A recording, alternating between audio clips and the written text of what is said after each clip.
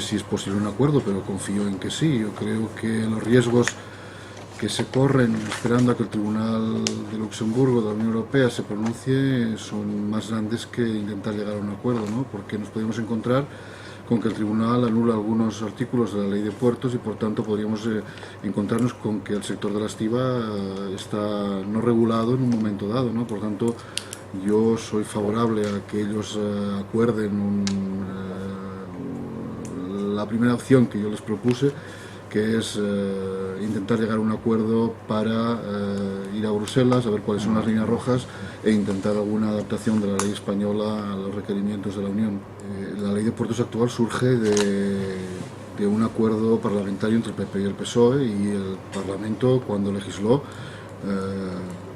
no pensó que lo que estaba legislando iba en contra del Tratado de la Unión. Por tanto, no es una postura ventajista, sino que, bueno, visto el dictado de la Unión Europea y visto la filosofía que defiende la Unión Europea, consideramos que es muy difícil salvar el dictamen de la Unión sin hacer nada, ¿no? Entonces, no hemos sido nosotros la causa del dictamen y por tanto solo nos queda esperar cuál es la opción más ventajosa. Nosotros ya hemos dicho que preferimos la primera opción. Si hubiera aceptado la propuesta del PP en la negociación, seguramente no estaríamos en la posición actual, que es completamente diferente. Es decir, yo no evalué en ese momento, ni lo pensé, porque mire, el modelo no es tan diferente en muchas cosas como cuando las sociedades eran públicas, ¿no?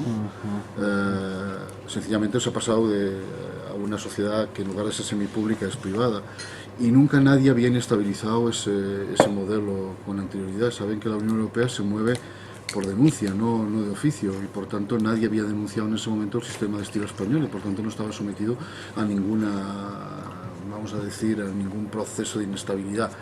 Ahora justamente alguien ha denunciado, ¿no? En aquel momento, si no había habido denuncia hasta la fecha, no tenía por qué haberla habido hasta después, ¿no?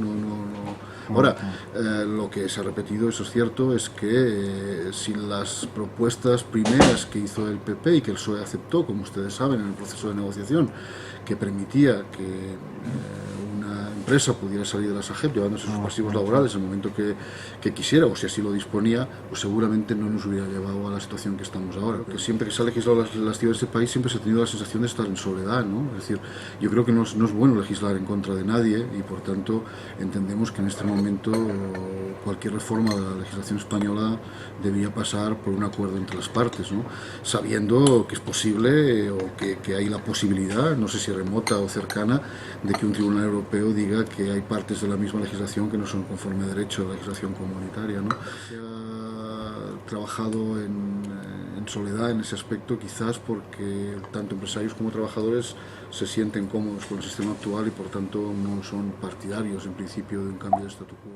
Yo contemplo que los sindicatos y los empresarios tendrán una actitud de sensatez de aproximarse a Bruselas para ver en primera fase, que eso no compromete a nada, sino ir a Bruselas para ver qué deberíamos hacer para adaptarnos a la legislación comunitaria según su criterio, ¿no? La estrategia de la Comisión Europea está clara, ¿no? Yo creo que después de 2 fracasos en los sucesivos paquetes comunitarios, mi impresión es que no va a presentar un tercer paquete, ¿no? Sino que va a ir por la vía, y bueno, intentó en una fase anterior a la que estamos, digamos, una filosofía blanda, ¿no? Es decir, ir por la vía a ver si por el cumplimiento de los tratados por sí mismo pues consideraba lo que ellos consideran que debe ser, o se avanzaba en lo que ellos consideran que debe ser la situación del mercado de los servicios portuarios. Bueno, yo creo que en esta fase la Unión Europea ha optado por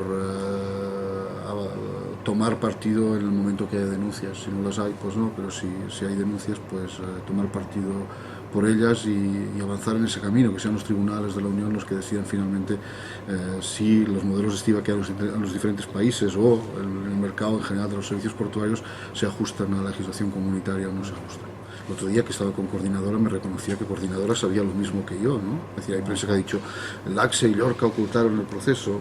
No, los mismos datos que teníamos nosotros los tenían los sindicatos y lo tenía. Quizá la patronal no, porque quizá LACSE comunicó los temas a algunos sindicatos, a Coordinadora en particular, pero no a la patronal. Eso es de lo que he podido sacar de las conclusiones. Pero yo lo he repetido, es decir, cuando llegué aquí había una carta de emplazamiento que estaba ya respondida por mi antecesor. Me pareció que la respuesta era adecuada, yo la ratifiqué ratifiqué, ¿no? Aunque ya estaba remitida a Bruselas, ya estaba abajo, el Ministerio de Empleo había hecho una respuesta que yo consideré que era una respuesta en defensa del modelo español. Bien que hay que decir que la primera carta de emplazamiento era una carta que no se metía en libertad de empresa, sino se fundamentaba de alguna forma en que la legislación española impedía que empresas terceras europeas entraran en el mercado nacional en igualdad de condiciones, y es evidente el modelo español no impide que ninguna empresa extranjera entre en igualdad de condiciones. Se ha visto con Hutchinson, con Dubai Ports, con Maersk, con Hanjin, etcétera, etcétera. Ha habido inversiones en España sin más problemas en el ámbito de la estiba, sin ningún impedimento. Ciertos artículos de la ley de puertos por parte de los tribunales europeos podían dejar en una situación muy precaria a quien se queda con los pasivos laborales. Lógicamente, la anulación de ciertos artículos de la ley de puertos podía llevar a que terceras empresas no introducidas en este momento en el ámbito de las AGEF pudieran prestar servicios en los puertos al margen de esas masas laborales, y por tanto en situación, entiendo yo, de competencia desleal respecto a los ya previamente establecidos. Por esa razón yo creo que de alguna forma la posición de ANESCO quizás más incómoda o más arriesgada que no la de los propios sindicatos. Si no hubiera habido denuncia y nadie lo hubiera puesto en cuestión, no estaba en la agenda del gobierno la reforma del sistema de la estiba en España, ¿no? La diferencia fundamental es que el porcentaje de trabajadores respecto al total de trabajadores, que están en los pools, son tremendamente reducidos en porcentaje respecto a la situación española, que prácticamente es de un 80 o un 90% de la masa de trabajadores que están en el pool, al contrario que otros puertos, ¿no? Hay puertos que no hay pools, hay puertos que están desregulados en este aspecto, hay puertos que tienen un pool pero con masas mucho más reducidas, hay puertos con dos pools, es decir, yo creo que no es homogéneo el sistema en Europa, lo cual no significa que potencialmente pueda haber sistemas parecidos al español, y por tanto supongo que cualquiera los podrá denunciar si consideran que es discriminatorio respecto a la situación española, ¿no? Yo había pensado en una primera fase incluso hacer una propuesta yo al respecto que pudiera ser asumida, pero ahí coordinadora dijo que prefería que fuéramos primero a Bruselas, ¿no? En una primera fase, o el comunicado de coordinadora dijo que era para defender la ley española, ¿no? Yo lo desmentí al día siguiente, no era para defender la ley española, sino para ir a Bruselas a ver, qué tenemos que hacer exactamente desde su punto de vista para que no nos metan en el Tribunal de Luxemburgo. El Partido Popular en su momento fue que una empresa pudiera ir de la sociedad estiva cogiendo la parte de trabajadores que le correspondiera, ¿no? Y creo que no debemos pensar en que un acuerdo nos vaya a generar pasivos laborales bajo ningún concepto. Confío en que no haya inestabilidades, creo que el sistema español no se merece inestabilidades, creo que nadie está por eso. Cualquier inestabilidad lo que genera es pérdida de tráficos. Yo creo que estamos en una buena situación competitiva o por lo menos aparentemente estamos en una buena situación, en el sentido de que los tráficos están creciendo. Cualquier elemento de inestabilidad representaría un retroceso en ese progreso hacia adelante de los puertos españoles. Nuestras previsiones son que el año próximo se superen los tráficos históricos. Cualquier elemento de inestabilidad lo hemos vivido en Tanger-Mer, lo hemos vivido en otras situaciones en nuestro entorno, con los puertos franceses, etcétera, etcétera.